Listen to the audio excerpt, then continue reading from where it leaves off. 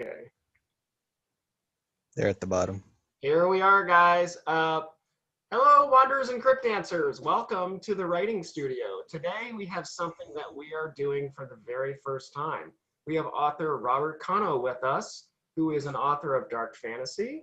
He came onto the scene a few years ago with his novella, The Suffering, which wound up being a prequel to his debut novel, The Dark Archer, which you can see actually behind him to the left. Welcome, Robert. Hey, thanks for having me. So today we are discussing matters of the soul. And I have found for the readers in the writing studio who will be watching this after we upload it to the page. And there's been, let me just kind of rewind a little bit, because when I was writing the Tales of Tartarus novels, I didn't always realize what I was really writing about. Okay. Between the lines, thematically, until after I disconnected from the stories and the work and the characters, and then I said, oh, wow, this is really interesting. And in 2019, so long ago now, I came up with a series called #The Era Of. Right. And it became my creative journey for writing all of my novels. And in the 5th chapter of that video series, it was called #Legacy, I presented not only to the viewers and the readers, but also to myself, the ultimate question that my own writing addresses, which is, what happens when we close our eyes for the last time? And that is where I really want to kick this off with you, Robert, because it's a huge question. I don't know if it's even answerable, but we all have our thoughts and our theories about it.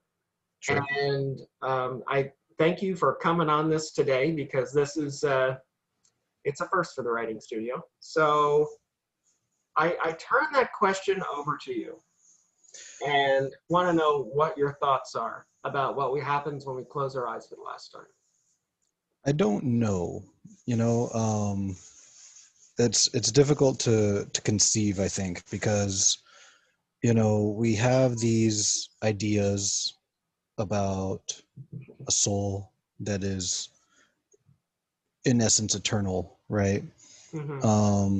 This idea or premise founded probably in some religion somewhere, that we were created initially to live forever, right? And I think that it's a fascinating concept to really explore, because the idea of a soul is kind of far-reaching, right? We talk about soulmates. We talk about these different aspects of things. What happens after we die, and to try and say, well, this is something that we can answer definitively. Obviously, that's impossible. Sure. But in my writing in particular, what I try to do is I try to focus on the other ideas that come with that, right? So we have a soul, and in Ben's case, he is stripped from it magically, right? And if you understand or have studied at all Fae lore from Ireland, Scotland, England, Celts, Druids, etc., even Iceland, right? The Vikings also had some Fae lore as well. But if you pay attention to all of those things, what you end up seeing is you see that these concepts of soul existed then as well, even in these ancient cultures. Sure. And so it's very interesting, because my character, he turns into a wraith once his soul is removed. And the only thing keeping that at bay is the idea that they attached his soul to another soul, and so he wasn't full wraith yet, right? Mm-hmm. Not until that separation from her also occurred, which was super important as part of the plot line. And so my exploration, particularly throughout the Dark Archer, really centered around the idea that what happens when you have no soul, right? And I Mm-hmm. think it's relevant because a lot of times in life gets hard, right? Sure. And because life gets hard, we have this difficulty in wrapping our heads around um you know why it's so hard, basically. And so we turn to faith, and we turn to these other things, and we pray, and we hope, and we try to reconcile life in a Mm-hmm. way. um and sometimes I don't think that's possible. I think that maybe sometimes we'll find an answer, but sometimes we won't. And being able to find a way to continue on despite that, right? Mm-hmm. um with in Ben's case, I didn't give him the option. He's living forever as far as we know. And but what does that look like? And what does that make him feel like? Um Humanity's always been consumed, I think, by this idea of living forever, finding the fountain of youth, and all that stuff. I also think, sorry to interject, but I think it's also the fear of the unknown. Of Or if just a direct fear of death, right? Well, yeah, of course. And Yeah, so, like, what about like, do you believe that you have a soul, like personally? I think so. I think it's difficult, though. I mean, I can't, like, my scientific mind can't wrap my brain around it. Yeah, I can't quantify a soul. Yeah, You know, I don't think that that's that's a something really good that's question because that's going to be something we're going to touch on a little bit. right. Right. Yeah, I don't think it's a quantifiable element in our Yeah. livelihood. And obviously there was that study that said that it's 21 grams, and Hmm. I thought that was interesting. I don't know that I buy into it, but I find it interesting. At least it's fascinating to me. Sure. So, is there like, do you feel like there's an afterlife, or I mean, like, I know it. I can give you like my beliefs, but like, I was raised Catholic, Mm-hmm. and devout Catholic parents and everything. Now, and a lot of my upbringing, I think, has somewhat come across, at least in a subtle fashion, in the Tales of Tartarus novels. A lot of or even the Vega Chronicles actually can kind of mimic a little bit of some other Christian stories of like Moses and the parting of the Red Sea, and Noah's Ark, and things like that. But Right. they're not Christian books, Mm-hmm. anything like that. They're stories, and now that I look back on them, I say, well, there was a lot of influence. Like in the Blood Decanter, there's a crucifixion scene, and Mm-hmm. I think that when we're talking about like a journey, and what I think we as human beings crave some form of redemption, where we have, at the very least, a soul that is tarnished in some way, Mm-hmm. and it needs to be polished up to advance to the next realm. You Mm-hmm. know, when we're talking about matters of the soul, it is a really difficult question to answer because we don't really have the Yeah. answers. When I Well, so let me ask you, Sure. if okay, so you talk about soul being tarnished, right? Uh-huh. Would you argue then that that's where the original sin concept comes from? Probably, because a lot of people in the Christian faith know the story of like Adam and Eve and Hmm. original sin, the Garden of Eden, the serpent, the fruit, the forbidden fruit, Hmm. and that is they were cast out of the garden as sinners, and then in Catholic belief and Christian belief that Jesus Christ died on the cross Hmm. to cleanse human beings of their sins. So that is the belief in that faith. A lot of different faiths, I believe, have their own perception of what a redemption can be. Right. To belief in a higher power and being able to advance to the next level of existence, whether it be a different dimension or the astral plane, or, Hmm. something like that. I can only speak from my own perspective, Right. but Right. Well, and I find it interesting though that mhm, we have this concept in the first place, like humanity across the board. It's not just a Christian thing, right? sure, Like you mentioned, sure, it's kind of almost a religious foundation, and people across the world are religious in some mhm, form or fashion. sure, um Now it takes different forms, it takes different appearances, but the core, like you point out, is all the same. It's all about attaining a different state of being. hmm, And I think I've always found that interesting when I'm looking not just at the concept of soul, but at the concept of religion, hmm, right? Because religion is something that is very tribalistic in nature, right? hmm, And it actually kind of almost breeds more tribalism than it does remove it, you know. And that's something that I've always been fascinated by, because we hmm, have these varying ideas, varying ideals in times where um these concepts are being brought to the forefront, and all of these concepts, they don't necessarily clash with each other, sure, right?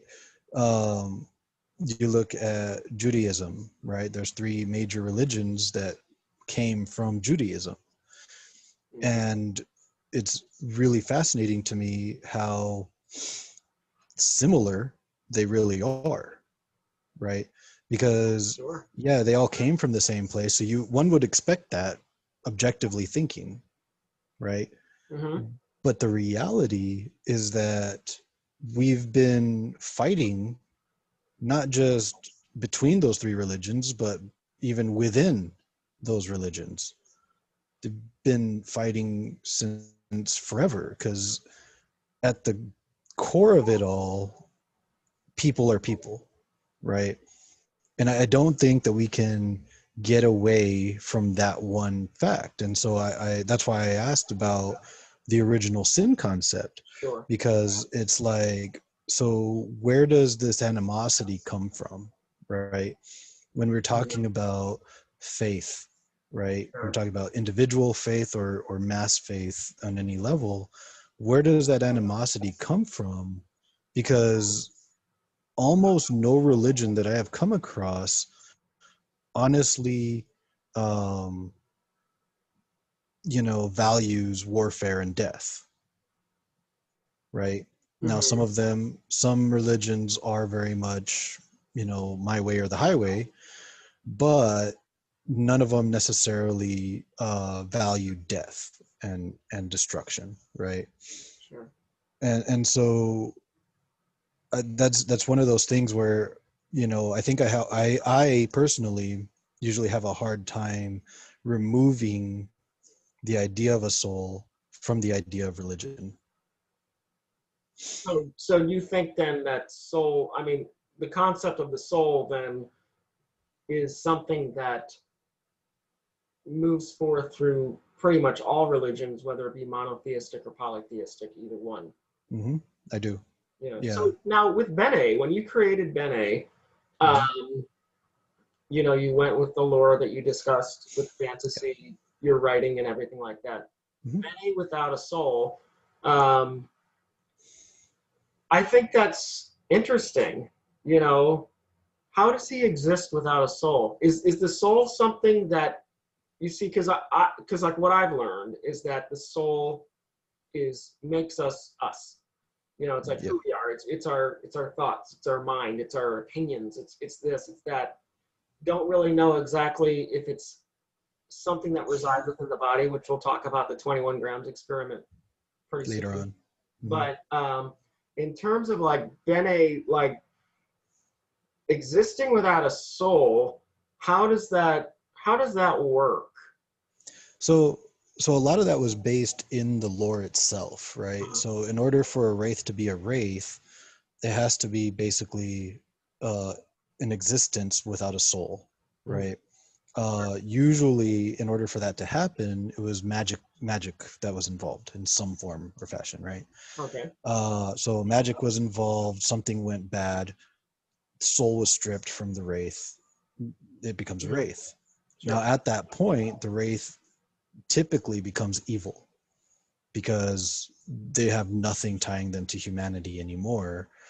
And usually in the lore, they also became ethereal, right? So even though their bodies were bodies, they're without the soul, there was nothing to maintain it, right? In essence.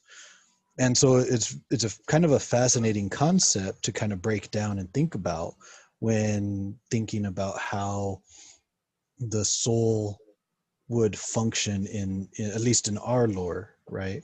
Right. And so that was something that I was interested in. And you know, have you ever read any of Plato's work? No? Okay. So in some of his works, he actually talks about how we as people, right, that there's almost like he doesn't mention it. He mentions it more in regards to like a soul, but almost like a genetic memory that comes with us, right? That we are all born with all knowledge of everything that came before us. Okay. Interesting. However, as we're getting older, as we're learning, as we're growing, we are not accessing that memory, right? It's all in there. We just have to find it, right? We have to access it, and then we can move forward and progress as a society. So, Now, this actually would support then the theory of reincarnation, right? in a way. So like the idea would be that the soul is something that the idea, for at least to me, right, this is my interpretation, is that the soul would be eternal, okay, Right. but we are temporary. Right? Sure.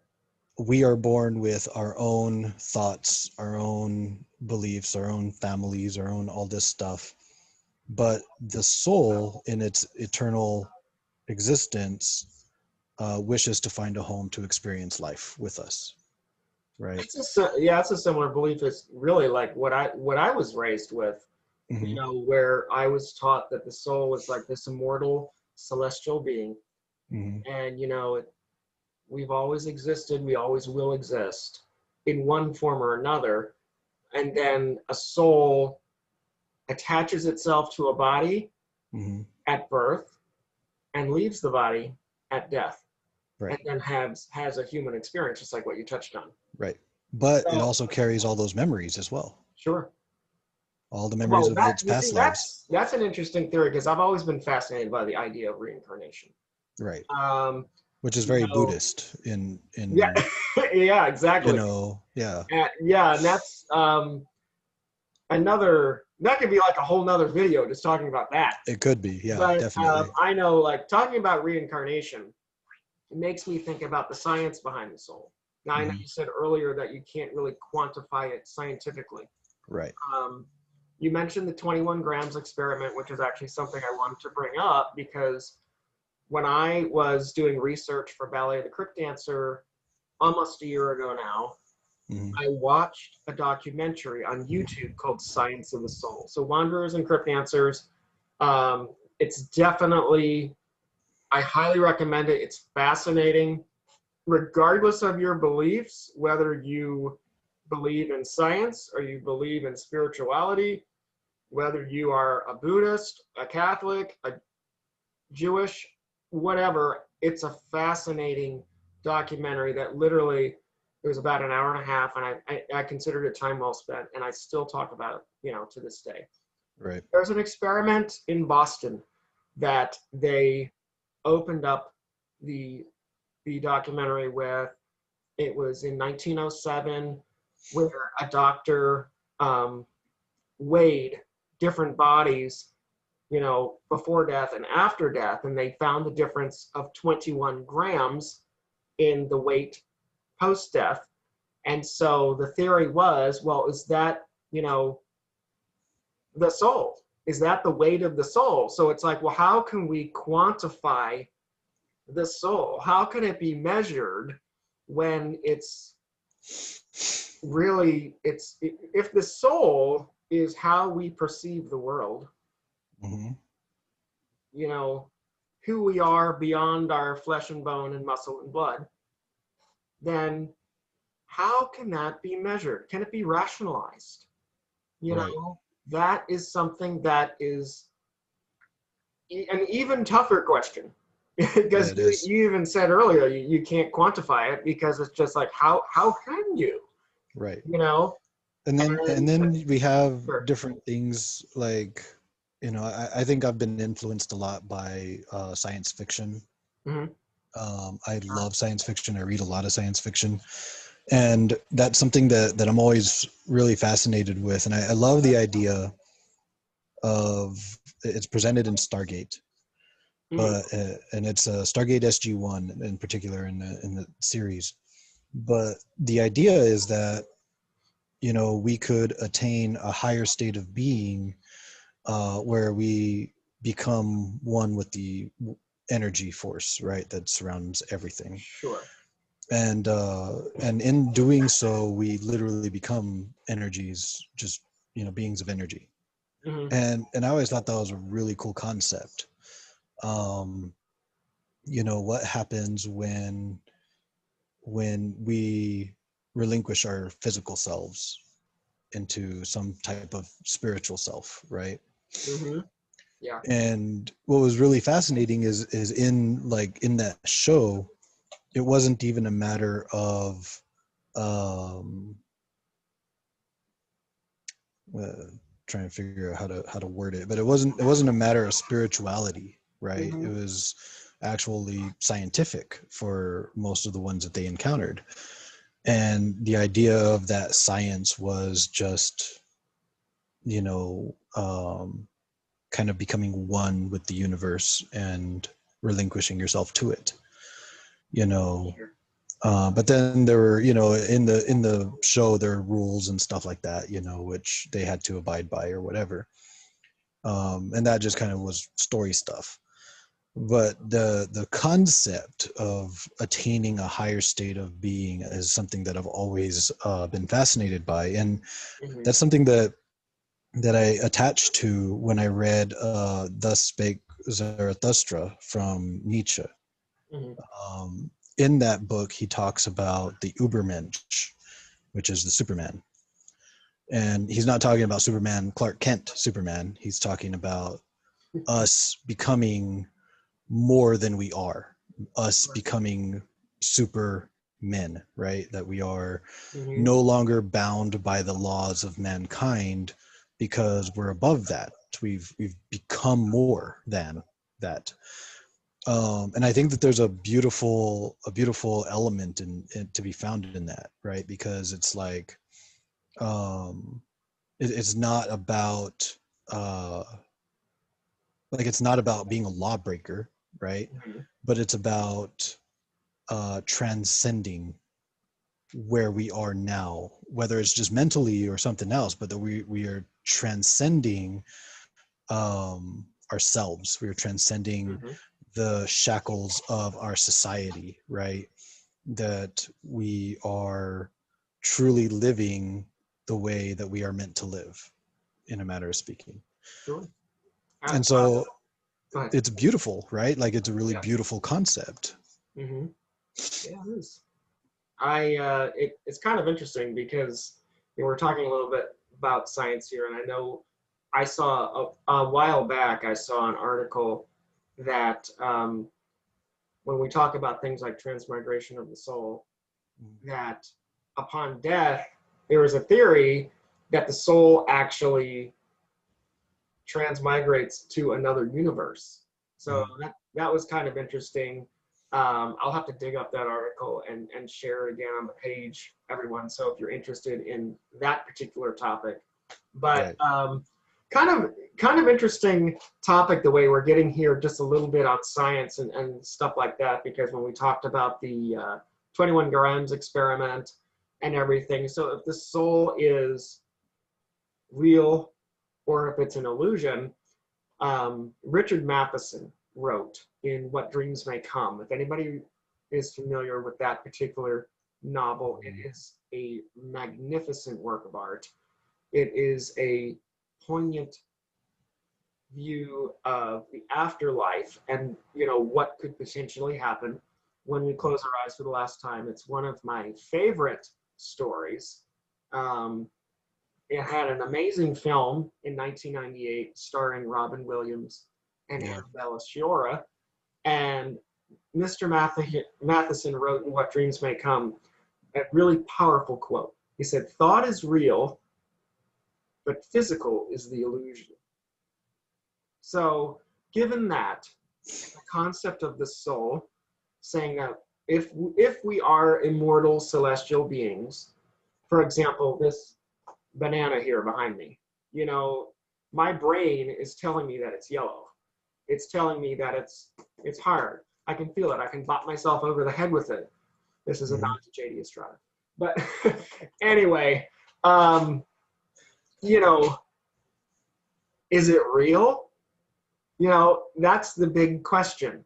And so in the concept that thought is real, but physical is the illusion, if we are immortal celestial beings that have always existed and will always exist, is this all just an illusion? Well, I mean, in the physics world, there has been some movement toward that thought process. The idea being that we're all living in a simulated environment that, you know, much like the Matrix, right? Mm-hmm. And I find that concept kind of interesting because when you take the definition of reality, right, and we think about what that means, usually what comes out is, you know, how I perceive the world, right? That's my reality, right? Because that's my perception, what I touch, what I think, what I feel. That's my reality. However, my reality. My phone's ringing. No, it's okay. Forgot to silence it. No, it's okay. Go ahead. But yeah, so however, my reality is not the same as your reality, right? Oh, So, yes. so in that, how then do we reconcile what reality actually is? If your perceptions are different than my perceptions, right? Then how do we reconcile the two perceptions to create one reality, right? And that's just two people. There's 7.5 billion people in the world. So do the math, right? And every one of those individuals comes with their own experience. They each come with their own environments, their own cultures, their own societies, the way they're raised, you know, everything, all of that stuff works together to create its own, I guess I could call it an environmental reality, right? Or an experiential reality, right? That person is experiencing something very specific because of the reality that they understand and they know. So then the soul is possibly where thought resides. Possibly. It could be where all thought comes from. Mm-hmm. Who knows, right? And I think it's fun to speculate. Mm-hmm. You know, I know. because I don't have an answer. I don't have an answer. I mean, but we can Me neither. speculate. Guys, everybody who's going to be watching this video, this is obviously pre-recorded, but it's going to be coming up on our pages Hmm. this afternoon. It shouldn't be that much. We have like another question or two to cover. We'll be wrapping it up soon, but you'll be able, if you're watching it on this page, you'll find that this is a topic that we both find fascinating. Both of our work is like Robert Cano writes in a very poetic and soulful voice. So the Wanderers and Crypt Dancers on the A.L. Mengel page, I definitely highly recommend his work because he does have a voice that you probably will connect with. So if you like dark fantasy, you like these journeys of the soul, then definitely he's an author to check out. And so another question is, basically when we talk about perception Hmm. and the soul and thought, I guess, is the soul the center of emotion?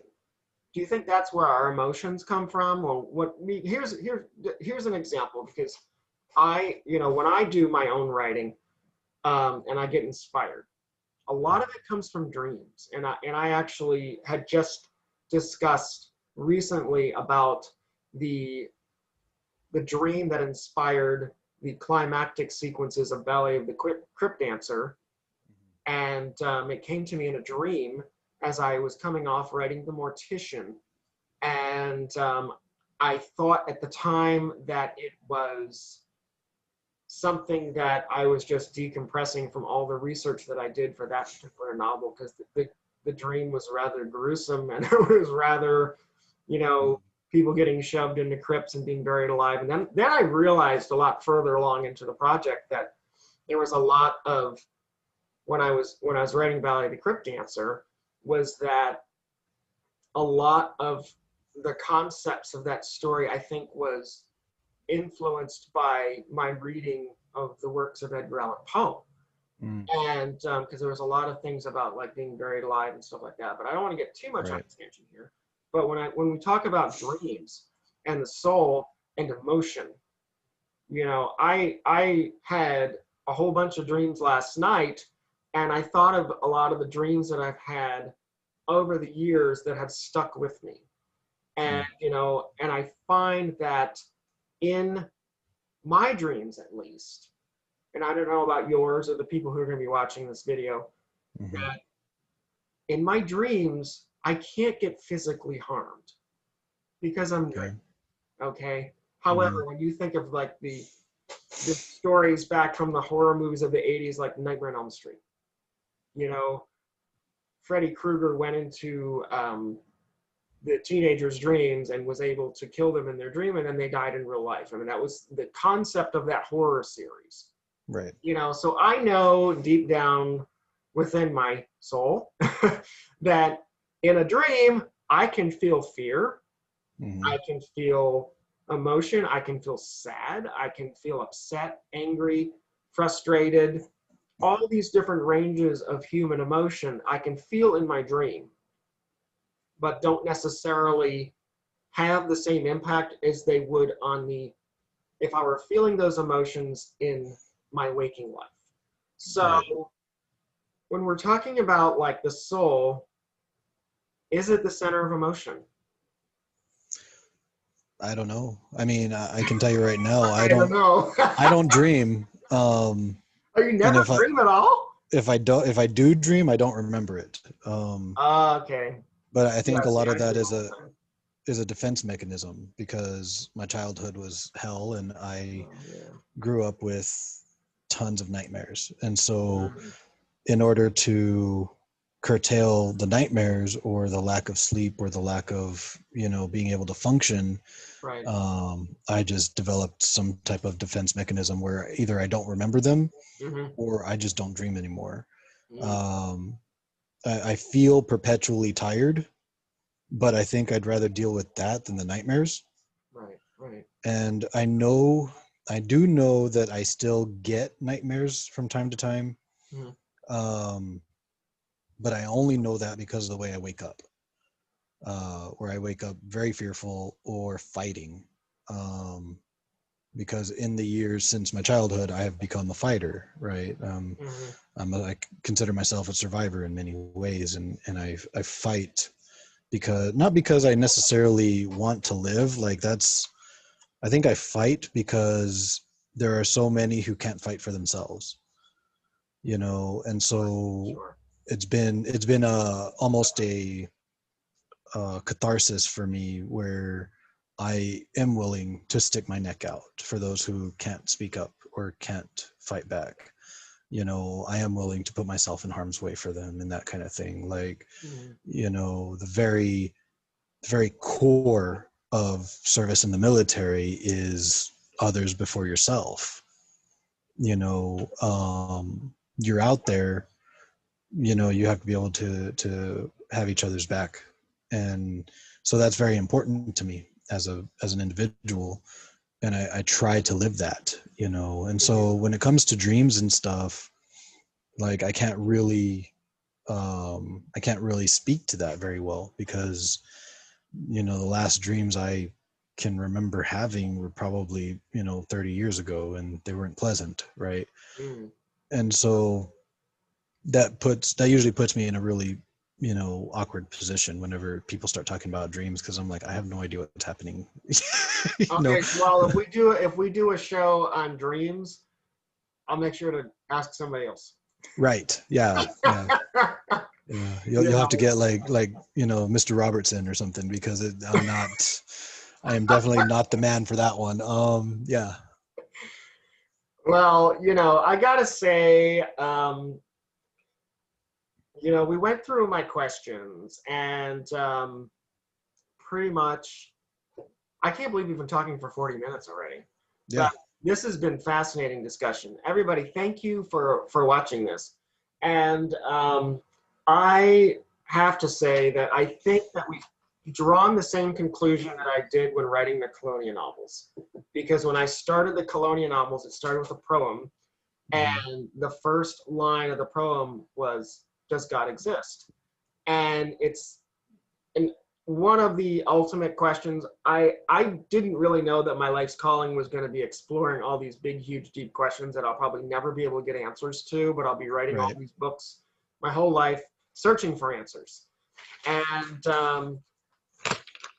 actuality, you know, when I'm doing things in that duology of the Colonia novels, in the beginning of the Rival of Destiny, I do a lot of descriptions of the Big Bang and the creation of the universe, and how we were birthed from carbon and stardust, and how we live in a biosphere.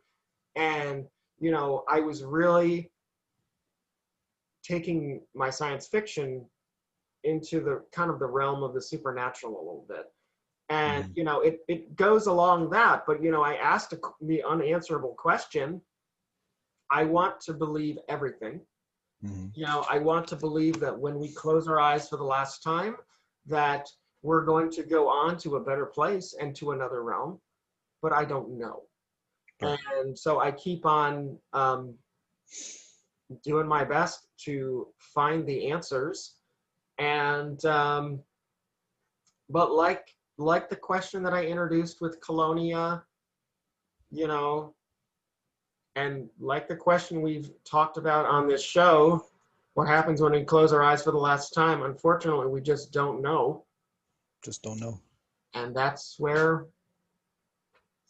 people's beliefs come in. And, you know, so it's, I want very, very hard to believe that we do have a soul. It's what makes us who we are. It's our thoughts, it's our emotions, and it is what carries us on into the next realm of existence, the astral plane. So who knows? So Robert, do you have any closing remarks to say, or? No, just thanks for joining us, and Sure. it was a good discussion. I like discussing sometimes the ideas, you know, because there's just so many things that are unanswerable in life. Sure. And Absolutely.